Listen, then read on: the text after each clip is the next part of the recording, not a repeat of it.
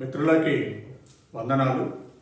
మనము గతంలో ఈ సోషల్ రిజర్వేషన్ కానీ స్పెషల్ రిజర్వేషన్ కానీ మన మెరిట్ సీనియారిటీ కానీ అనేక అంశాల మీద మనం చర్చించడం జరిగింది.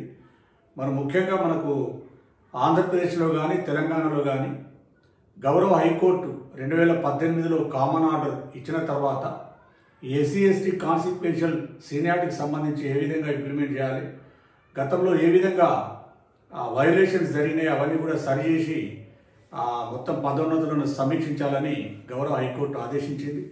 మరి ప్రస్తుతము మనకు తెలంగాణ విద్యుత్ సంస్థలు కానీ అటు ఆంధ్రప్రదేశ్లో విద్యుత్ సంస్థలు కానీ మరియు ఇతర డిపార్ట్మెంట్లలో ఏ విధంగా అది ఇంప్లిమెంట్ చేసినా లేదా, మరి ఏపీలో కూడా ఆంధ్రప్రదేశ్లో ఏం జరుగుతున్నది అనే అంశం మీద తెలియజేసే ప్రయత్నం చేస్తాను.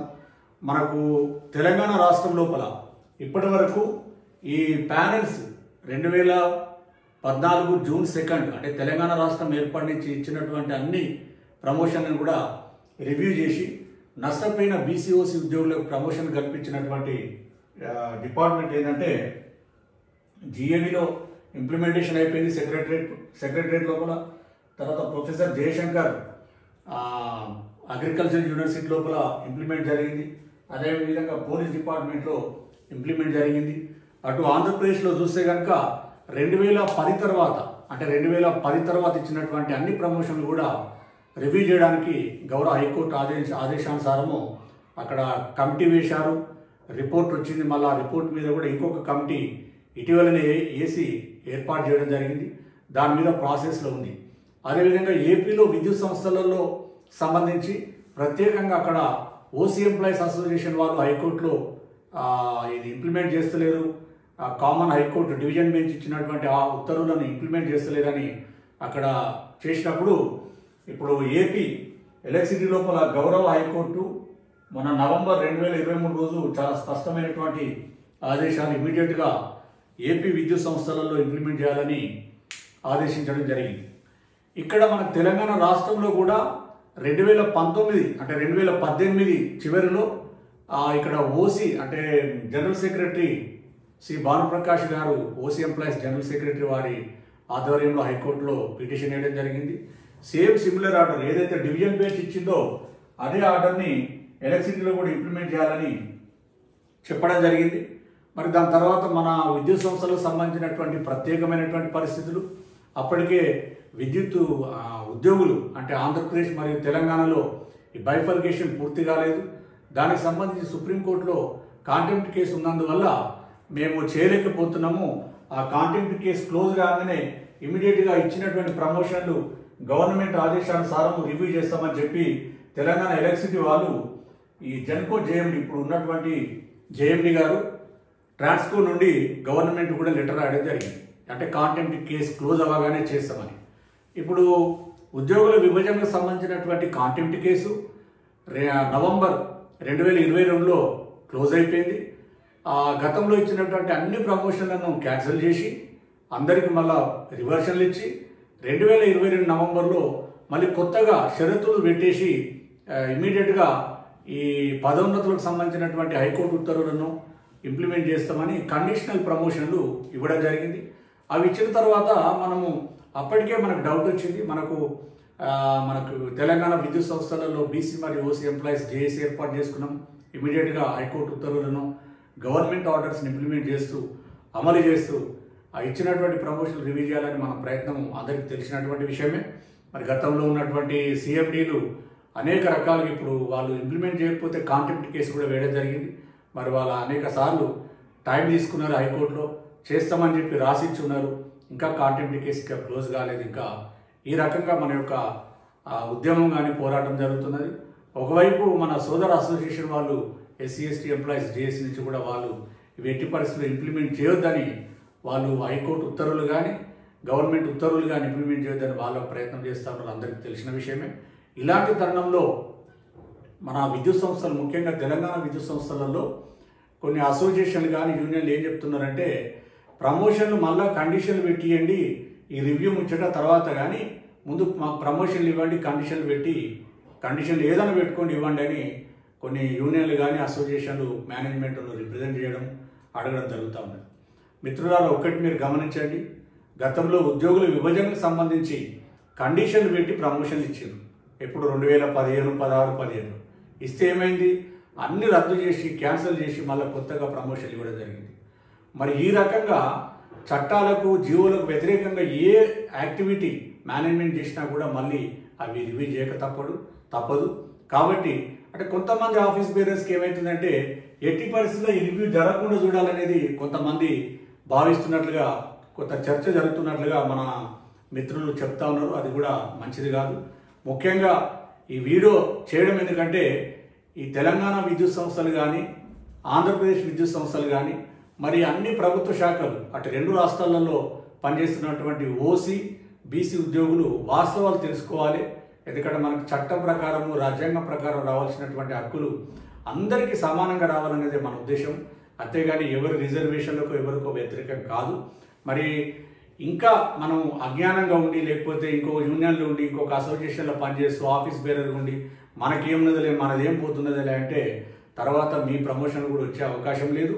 కాబట్టి తప్పకుండా ఇంప్లిమెంట్ చేసుకోవాల్సినటువంటి బాధ్యత అందరు ఉద్యోగుల మీద ఉన్నదని తెలియజేస్తున్నా.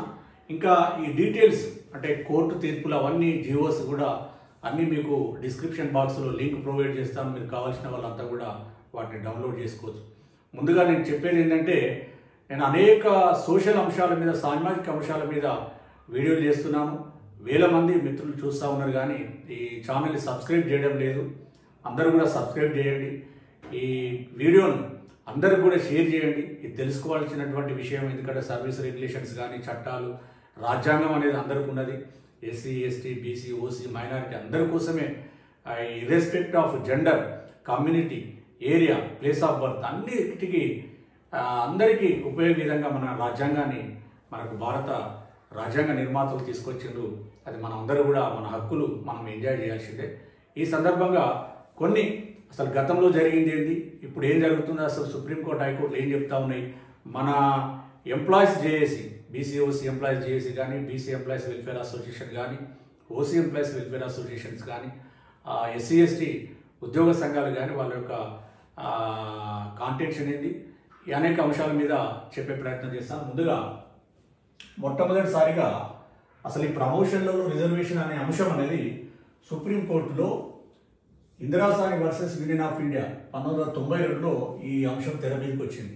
అంటే కేంద్ర ప్రభుత్వంలో ఉద్యోగాలలో ఓబీసీ 27% రిజర్వేషన్లు అమలు చేసినప్పుడు ఈ విషయం తెర మీదకి వచ్చింది. ఏంటంటే 1992 నాటికే కొన్ని రాష్ట్ర ప్రభుత్వాలు అప్పటికే విద్యా ఉద్యోగాలలో రిజర్వేషన్లు అమలు చేస్తూ ఉన్నాయి. ఈ ఉద్యోగాలలో అమలు చేసే క్రమం లోపల ఏంది, మనకు 100 పాయింట్ల రోస్టర్ సిస్టమ్ ఉంటుంది. 1, 2, 3, 4, 5 నుంచి 100 పాయింట్ల రోస్టర్ సిస్టమ్ ఉంటుంది. ఏ రోస్టర్లో వాళ్ళనే, అంటే ఇప్పుడు ఎస్సీలకు సంబంధించినటువంటి రోస్టర్లను ఎస్సీల చేత భర్తీ చేస్తారు, బీసీలకు సంబంధించినటువంటి రోస్టర్లను బీసీల చేతనే భర్తీ చేస్తారు. చేసిన తర్వాత 100 పాయింట్ల రోస్టర్ని ఆ ఎంపిక చేసిన క్రమంలో ఇప్పుడు 1, 2, 3, 4 ఇట్లా సెలెక్ట్ అయిపోతుంది. ఇక్కడ ఎస్సీ ఉంటుంది, ఇక్కడ ఓసీ ఉంటాడు, ఇక్కడ బీసీఏ, అంటే ఇట్లా 100 పాయింట్లు ఉంటాయి. ఆ ఫిక్స్ అయినటువంటి అదే లిస్టును సీనియారిటీ లిస్టుగా పరిగణించి ప్రమోషన్ కల్పిస్తా ఉన్నాం. 1992 కంటే ముందు చేస్తుంటే ఇక్కడ 1992లో Indira Sawhney versus union of India case విషయంలో ఏం చెప్పిందంటే, అసలు రిజర్వేషన్ అనేది అపాయింట్మెంట్స్ వరకే, ఇనిషియల్ క్యాడర్ వరకే. ఒకసారి అన్ఈక్వల్స్ ఈక్వల్ అయినప్పుడు, అంటే విభిన్న సామాజిక వర్గాలు, విభిన్న కులాల వాళ్ళు 100 పాయింట్ల రోస్టర్ సిస్టంలో, రిజర్వేషన్ సిస్టంలో, రిజర్వేషన్ వ్యవస్థ లోపల ఒకసారి ఎంపికైన తర్వాత, అంటే అన్ఈక్వల్స్ ఈక్వల్స్ అయిన తర్వాత వాళ్ళ యొక్క సీనియారిటీని మెరిట్ ప్రాతిపదికన చేయాలి. అక్కడ రోస్టర్ పెట్టొద్దు. రోస్టర్ పెట్టడం అన్కాన్స్టిట్యూషనల్, ప్రమోషన్ రిజర్వేషన్ ఉండకూడదని 1992లో Indira Sawhney versus union of India కేసులో గౌరవ సుప్రీంకోర్టు అత్యున్నత న్యాయస్థానం చెప్పడం జరిగింది. ఆ తీర్పు వచ్చిన తర్వాత ఇమీడియట్గా గవర్నమెంట్ ఆఫ్ ఇండియా 77వ రాజ్యాంగ సవరణ తీసుకొచ్చిండ్రు. ఇది 1995లో 77వ రాజ్యాంగ సవరణ తీసుకొచ్చి ఆర్టికల్ 16(4)(a), ఆర్టికల్ 16(4)(a)ను ఇన్సర్ట్ చేస్తూ ఎస్సీ ఎస్టీ ఉద్యోగులకు ప్రాతినిధ్యం లేనట్లయితే, అడిక్వసీ రిప్రజెంటేషన్ లేనట్లయితే వాళ్ళకి ప్రమోషన్లలో రిజర్వేషన్ కల్పించాలని చెప్పింది. అడిక్వేట్ రిప్రజెంటేషన్ అంటే ఏంటిది, ఇప్పుడు సపోజ్ ఏఈ నుంచి ఏడీ ప్రమోషన్ ఇచ్చినప్పుడు ఏడీ క్యాడర్లో షెడ్యూల్ కాస్ట్ కానీ, షెడ్యూల్ ట్రైబ్ కానీ వాళ్ళ యొక్క ప్రాతినిధ్యం వాళ్ళ రిజర్వేషన్ రేషియోకు తగ్గట్టుగా లేనట్లయితే వాళ్ళ ప్రమోషన్లలో రిజర్వేషన్ కల్పించాలనేది అంశం.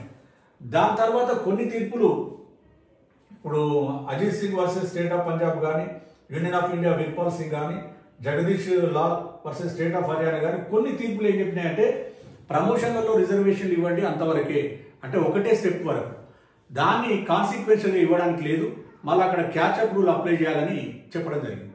అంటే క్యాచప్ రూల్ అనేది ఒక జియో కాదు, ఏం కాదు, ఒక legal terminology. Senior person will regain his original seniority at later stage. Catch up rule అంటే ఏంటిది?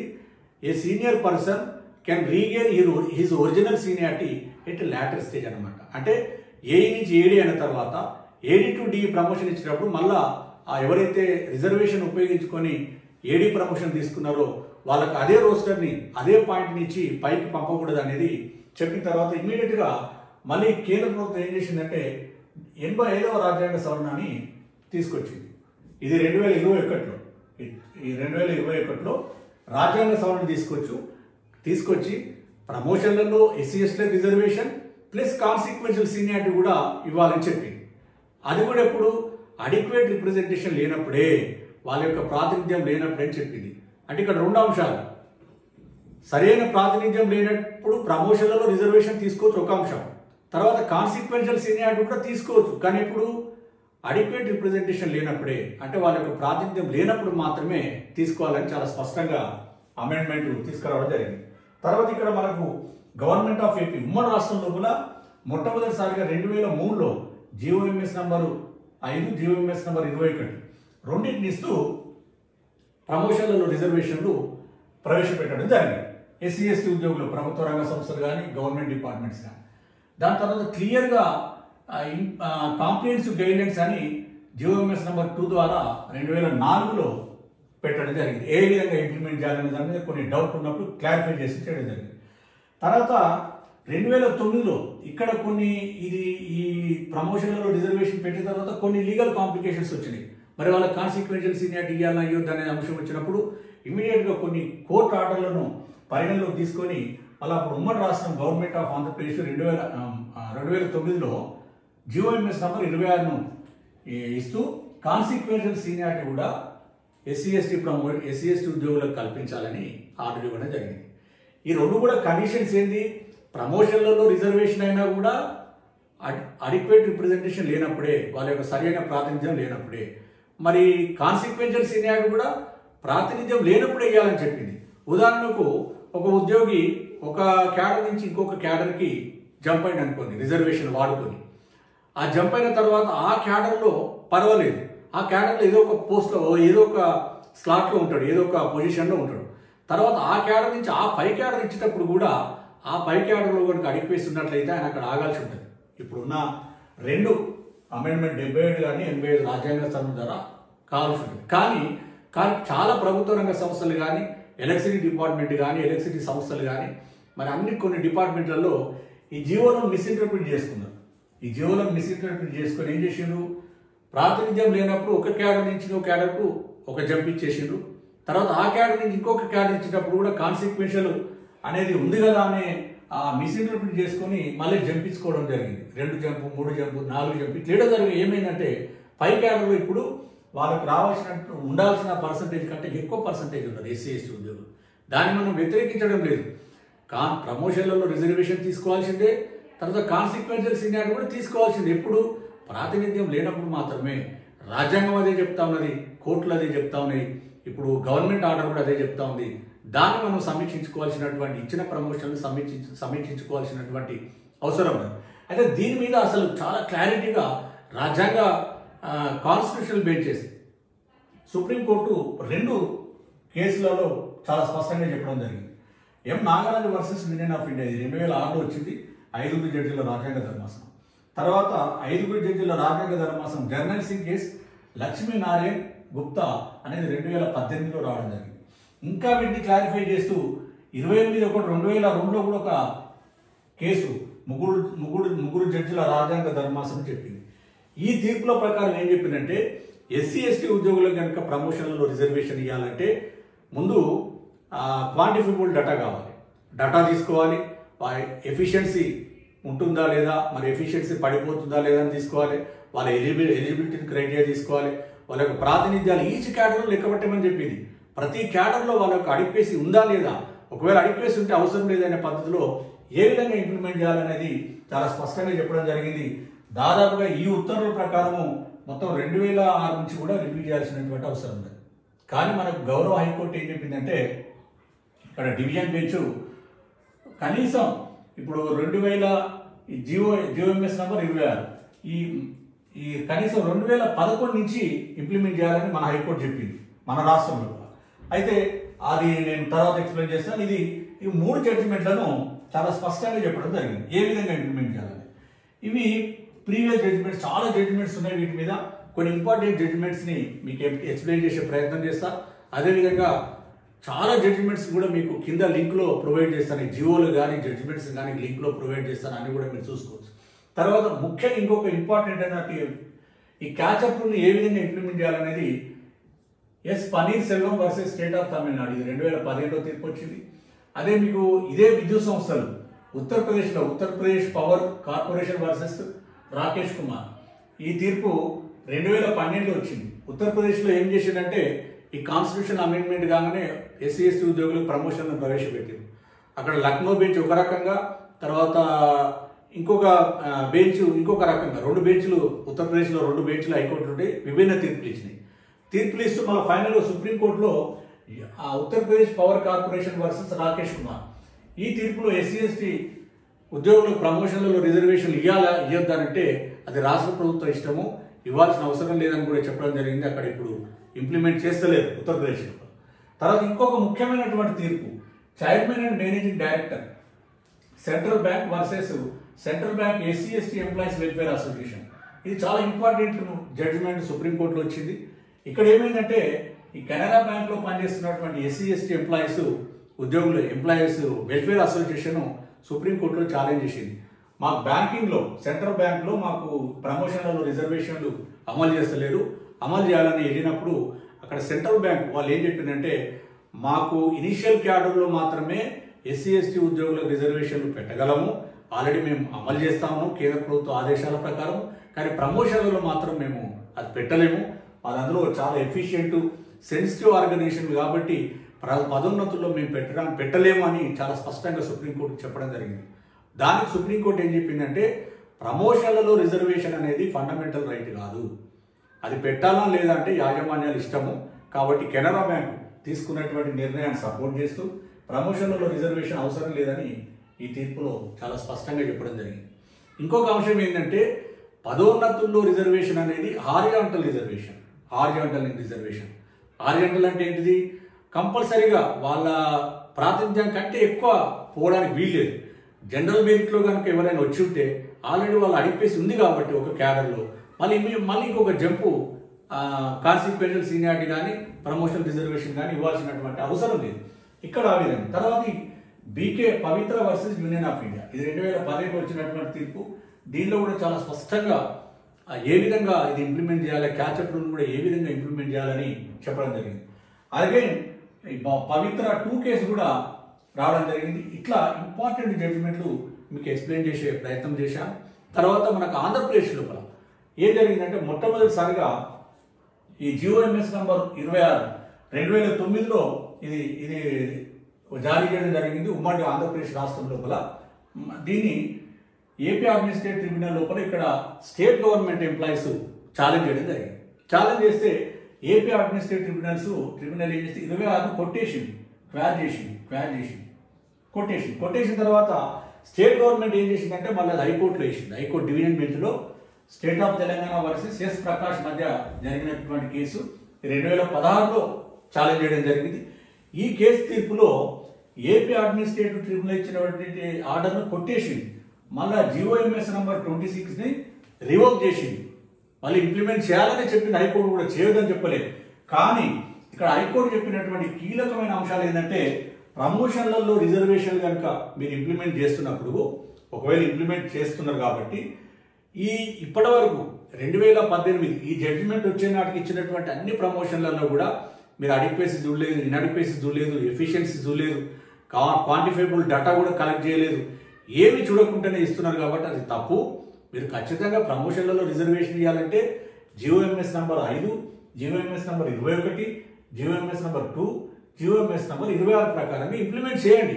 కానీ ప్రతి క్యాడర్ లోపల, ప్రతి ప్యానల్ లోపల M Nagaraju versus union of India, అదేవిధంగా జర్నల్ సింగ్ వర్సెస్ లక్ష్మీనారాయణ గుప్తా ఈ కేసులను సుప్రీంకోర్టు ఇచ్చినటువంటి గైడ్లైన్స్ ఉత్తర్వులను అమలు చేయాలని చెప్పింది.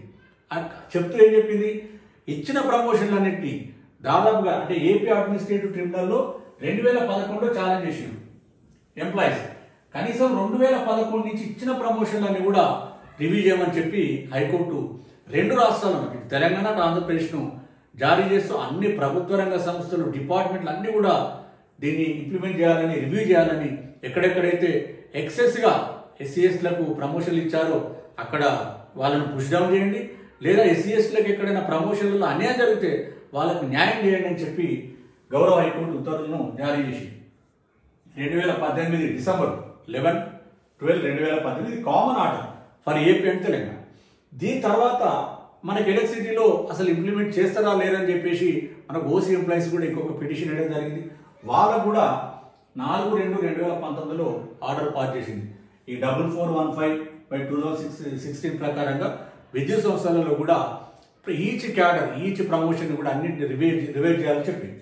దీని తర్వాత మనకు Telangana schedule caste welfare department వాళ్ళు ఏం చేసిందంటే ఈ హైకోర్టు డివిజన్ బెంచ్ ఉత్తర్వులను దృష్టిలో పెట్టుకొని ఒక కామన్గా ఒక ఆర్డర్ ఇచ్చింది. 24/10/2019లో అన్ని డిపార్ట్మెంట్లను, అన్ని పబ్లిక్ సెక్టర్ అండర్టేకింగ్లను ఒక ఆర్డర్ జారీ చేస్తూ ఆర్డర్ ప్రకారం ఏం చెప్పినంటే 2/6/2014 నుంచి ఇచ్చినటువంటి అన్ని ప్రమోషన్లను రివ్యూ చేయండి అని చెప్పి ఆర్డర్ ఇవ్వడం జరిగింది. అదే మరి ఏపీలో ఏం చేస్తున్నారు, ఏపీలో 2011 నుంచి ఇంప్లిమెంట్ చేయాలని మనకు గవర్నమెంట్ ఆఫ్ ఆంధ్రప్రదేశ్ 2020లో ఒక సర్క్యులర్ జారీ చేసింది.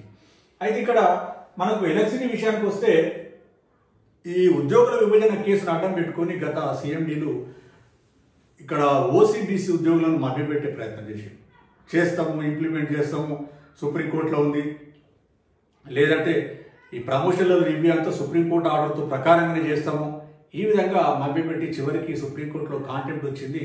అది ఆగమేఘాల మీద చేయాలి, మాకు సమయం సరిపోదని 2022 నవంబర్లో ఇచ్చిన ప్రమోషన్లు అన్నీ క్యాన్సిల్ చేసి ఇవ్వడం జరిగింది. అంటే ఈ రకంగా ఇక్కడ గత యాజమాన్యాలు, గత సీఎండీలు అట్లా చెప్పి తర్వాత కాంటెంప్ట్ కేసు వేసినా కూడా కాంటెంప్ట్ కేసులో అనేక సార్లు వాయిదాలు తీసుకొని మన మొత్తం ఇక్కడ ఉద్యోగులను మభ్యపెట్టే ప్రయత్నం చేశారు.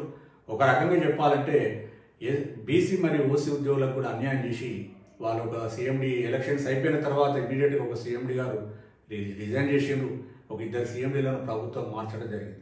ఈ అన్ని అంశాలు కూడా మీకు తెలియని కాదు. నేను ఎందుకు చెప్తున్నా అంటే ఈ ఇప్పుడున్నటువంటి అసోసియేషన్ యూనియన్లు కూడా ఈ ఆర్డర్స్ని ఎట్టి పరిస్థితుల్లో ఇంప్లిమెంట్ చేయించకూడదు అనే ఒక అంతర్గతమైనటువంటి చర్చ జరుగుతున్నది. వాళ్ళు కూడా సుముఖంగా లేదని చెప్తున్నారు. కానీ మరి ముఖ్యంగా మన విద్యుత్ సంస్థలలో పనిచేస్తున్నటువంటి బీసీఓసీ ఉద్యోగులు, మరి ఇతర సంఘాలలో ఉన్న నాయకులు కూడా మీరు ఆలోచన చేయాలి, తెలుసుకోవాల్సినటువంటి అవసరం ఉన్నదని ఈ సందర్భంగా తెలియజేస్తూ మనకి ఎట్టి పరిస్థితుల్లో ఇది ఇంప్లిమెంట్ చేసుకుంటే అందరికీ న్యాయం జరుగుతుంది తప్ప ఎవరికి కూడా అన్యాయం జరగదనేది నా ఉద్దేశం. అలా క్యాచ్అప్ రూల్ విషయం లోపల క్యాచ్అప్ రూల్ అనేది ఏందో ఉన్నది, అసలు చేయకూడదు, క్యాచ్అప్ రూల్ నలిఫై అయిపోయింది సుప్రీంకోర్టులో అని కొంతమంది ప్రచారం చేస్తూ ఉన్నారు. నిజమే, క్యాచ్అప్ రూల్ అనేది నలిఫై అయింది, అది కూడా సబ్జెక్ట్ టు కండిషన్. ప్రమోషన్లలో రిజర్వేషన్ అయినా లేక ప్రమోషన్లలో రిజర్వేషన్ అయినా ఒకసారి రిజర్వేషన్ తీసుకున్న తర్వాత కూడా ఏ విధంగా ఇంప్లిమెంట్ చేయాలనేది మీకు ఒక ఎక్స్ప్లెయిన్ చేసే ప్రయత్నం చేస్తాను. మీరు ఎట్లా జరుగుతుందంటే సపోజ్ ఏఈ క్యాడర్ తీసుకున్నాం, ఏఈ, ఏడి, డి. ఇప్పుడు ఏఈ క్యాడర్ 1, 2, 3, 4 ఎక్కడో 50 నంబర్ల ఎస్సీ ఎస్టీ అభ్యర్థున్నాడు అనుకో. ఇక్కడ ఏడి ప్రమోషన్ ఇచ్చేటప్పుడు ఇక్కడ 7, 8, 9, 10. ఇక్కడ సపోజ్ ఎస్సీ తీసుకుంటే 2 ఉండాలి, 2 బదులు ఒక్కరే ఉన్నారు అనుకోండి. ఇక్కడ ఇంకొకటి షార్ట్ ఫాల్. ఈ ప్రమోషన్లు ఇచ్చేటప్పుడు ఏం చేస్తారంటే ఇంకొక 11 ప్లేస్కి ఎస్సీ వస్తారు, షెడ్యూల్ కాస్ట్. వచ్చిన తర్వాత ఈయన ఇక్కడ యాక్చువల్గా 50 నంబర్లు ఉండాలి, 50 నంబర్లు ఉండే అతను వచ్చింది కాబట్టి ఇక్కడ 11కి వచ్చేసింది. ఇప్పుడు డిఈ ప్రమోషన్లు ఇస్తా ఉన్నారు. డిఈ ప్రమోషన్లు ఆల్రెడీ ఒక 5 అయిపోయింది అనుకోండి. 6 నుంచి 7, 8, 9, 10, 11 ఒక 10 మందికి ప్రమోషన్ ఇచ్చేటప్పుడు డిఈ క్యాడర్లో ఆల్రెడీ ఎస్సీలో అడిక్వేసి ఉంది అనుకోండి. అడిక్వేసి ఉంది ఉన్నప్పుడు ఏం చేయాలి? ఇప్పుడు ఒక 10 ప్రమోషన్లు ఇవ్వాలి. ఆల్రెడీ 5 ప్రమోషన్ తీసేసుకున్నారు. ఒక 2 సంవత్సరాల తర్వాత 6, 7, 8, 9, 10, 11, 12, 13, 14 ఇట్లా ఒక 10 మందికి ప్రమోషన్ ఇవ్వాలి. ఇచ్చినప్పుడు ఏం చేయాలంటే డిఈ క్యాడర్లో ఆల్రెడీ అడిక్వేసి ఉంది కాబట్టి 11th నంబర్ అతను పోవడానికి వీల్లేదు. అక్కడ హోల్డ్ చేయాలి. చేసి 10 నంబర్లు 6, 1, 2, 3, 4, 5, 6, 7, 8, 9, 16 16 వరకు ఇక్కడికి ఇవ్వాలి. 16 అతనికి ఇవ్వాలి. కానీ ఇంతకుముందు ఏం చేసిందంటే ఒకసారి జంప్ అయిపోయింది. ఏది? ఒకసారి ప్రమోషన్ రిజర్వేషన్ తీసుకున్నారు. అడిక్వేసి లేకపోతే ఒక క్యాడర్ నుంచి ఒక క్యాడర్. మీరు అదే జేఎల్ఎం తీసుకోండి, లైన్మెన్ తీసుకోండి, లైన్ ఇన్స్పెక్టర్. జేఎల్ఎం నుంచి లైన్మెన్ అడిక్వేసి లేనందువల్ల ఎస్సీ ఉద్యోగి ప్రమోషన్ రిజర్వేషన్ తీసుకున్నాడు. మరి లైన్మెన్ టు లైన్ ఇన్స్పెక్టర్ ఇచ్చేటప్పుడు లైన్ ఇన్స్పెక్టర్లో కూడా అడిక్వేసి ఉండకూడదు. ఎందుకంటే లైన్మెన్ స్థాయికి వచ్చినటువంటి ఆ అభ్యర్థి యొక్క సీనియారిటీ అనేది కాన్సిక్వెన్షియల్ సీనియారిటీ, అది ఒరిజినల్ సీనియారిటీ కాదు. కాబట్టి మరి ఆ పై స్థాయిలో ఇచ్చే ముందు అక్కడ కూడా అడిక్వేసి లేనప్పుడు మాత్రమే ఇవ్వాలి. ఒకవేళ అడిక్వేసి ఉన్నట్లయితే అక్కడ హోల్డ్ చేయాల్సినటువంటి అవసరం ఉంటుంది. క్యాచప్ రూల్ అనేది లీగల్ టర్మినాలజీ, అదొక జీవో కాదు, ఇంకేం కాదు. చాలామంది ఈ క్యాచప్ రూల్ కొట్టేసిండ్రు, సుప్రీంకోర్టు అధిగమించింది, ఇంకేదో చెప్తా ఉన్నారు. అదంతా తప్పు. ఎందుకంటే ప్రమోషన్లో రిజర్వేషన్ పెట్టాల్సిందే, అది రాజ్యాంగబద్ధమైనటువంటి హక్కు. తర్వాత కాన్సిక్వెన్షియల్ సీనియారిటీ కూడా ఇవ్వాల్సిందే, అది కూడా రాజ్యాంగబద్ధమైనటువంటి హక్కు. ఆ రెండు కూడా ఎప్పుడు అడిక్వేసి లేనప్పుడు మాత్రమే ఆ నియమ నిబంధనలు వర్తిస్తాయనేది ప్రతి ఒక్క ఉద్యోగులు తెలుసుకోవాలి. ముఖ్యంగా మన విద్యుత్ సంస్థలు పనిచేస్తున్నటువంటి ఓసీబీసీ ఉద్యోగులు తెలుసుకోవాలి. ఇంకా ఇంత క్లారిటీగా చట్టము జీవోలు ఉన్నా అది మనం ఇంప్లిమెంట్ చేసుకోలేకపోతే మొత్తం ఈ మన బీసీఓసీ ఉద్యోగుల యొక్క చేతగాంతనంగానే మనం భావించాలని ఈ సందర్భంగా తెలియజేస్తున్నాం. ఇంకొకటి మనకు గవర్నమెంట్ దీంట్లో గవర్నమెంట్ ఆఫ్ ఆంధ్రప్రదేశ్ కూడా ఆల్రెడీ ఒక కమిటీ రిపోర్ట్ వచ్చింది. ఆ కమిటీ రిపోర్ట్ అక్కడ ఉన్నటువంటి ఆంధ్రప్రదేశ్లో ఎస్సీ ఎస్టీ ఉద్యోగ సంఘాలు దానికి సంతృప్తి చెందకుంటే అగైన్ ఆ కమిటీ రిపోర్ట్ను కూడా మళ్ళీ పరిశీలించడానికి ఒక కమిటీ వేశారు ఇటీవలనే. ఆ కమిటీ కూడా ఇమీడియట్గా రిపోర్ట్ కూడా సబ్మిట్ చేయబోతా ఉన్నది. మరి ఎలక్ట్రిసిటీ డిపార్ట్మెంట్కి సంబంధించి విద్యుత్ సంస్థలలో ఆంధ్రప్రదేశ్లో ఇంప్లిమెంట్ చేయాలని అక్కడ ఓసీ ఎంప్లాయీస్ రిట్ హైకోర్టులు వేసారు. వాళ్ళకి 28/11/2023లో ఆర్డర్ క్లియర్గా వచ్చేసింది ఇంప్లిమెంట్ చేయాలని. అక్కడ కూడా ఇంప్లిమెంట్ చేస్తారని భావిస్తున్నాం. ముఖ్యంగా మన తెలంగాణ విద్యుత్ సంస్థలలో మాత్రం తప్పకుండా ఇంప్లిమెంట్ చేయడానికి ప్రతి ఒక్కరు కూడా సహకరించాలి. ఎందుకంటే రాజ్యాంగం చట్టాలు కూడా అందరికీ సమాన అవకాశాలు కల్పిస్తున్నాయి. వాటిని తప్పకుండా మనం అమలు చేసుకోవాల్సినటువంటి అవసరం ఉన్నది తెలియజేస్తూ ఈ వీడియోను ప్రతి ఒక్కరు కూడా సబ్స్క్రైబ్ చేయండి ఛానల్ని. ఈ వీడియోను కూడా అన్ని గ్రూపులలో మీ మిత్రులకు అందరూ కూడా షేర్ చేయండి. ఇప్పుడు మన తెలంగాణ రాష్ట్రంలో ఆల్రెడీ సెక్రటరియట్లో ఇంప్లిమెంట్ అయిపోయింది. అంటే చీఫ్ సెక్రటరీ ముఖ్యమంత్రి గారి కార్యాలయంలో ఇంప్లిమెంట్ అయిపోయింది 2021లోనే. ప్రొఫెసర్ జయశంకర్ అగ్రికల్చర్ యూనివర్సిటీలో 2022లో ఇంప్లిమెంట్ అయింది. 2023లో పోలీస్ డిపార్ట్మెంట్లో కూడా ఇంప్లిమెంట్ అయింది. ఇంకా కొన్ని డిపార్ట్మెంట్లు కూడా ఇంప్లిమెంట్ అయిందని మిత్రులు చెప్తా ఉన్నారు. మనకున్న సమాచారం ప్రకారం ఇది ఉంది. వీటిని అన్నింటిని కూడా మీకు గూగుల్ కింద లింక్ను కూడా ప్రొవైడ్ చేస్తాను. మీరు అందరూ కూడా వెరిఫై చేసుకోవచ్చు అని తెలియజేస్తూ ముగిస్తున్నాను. Thank you.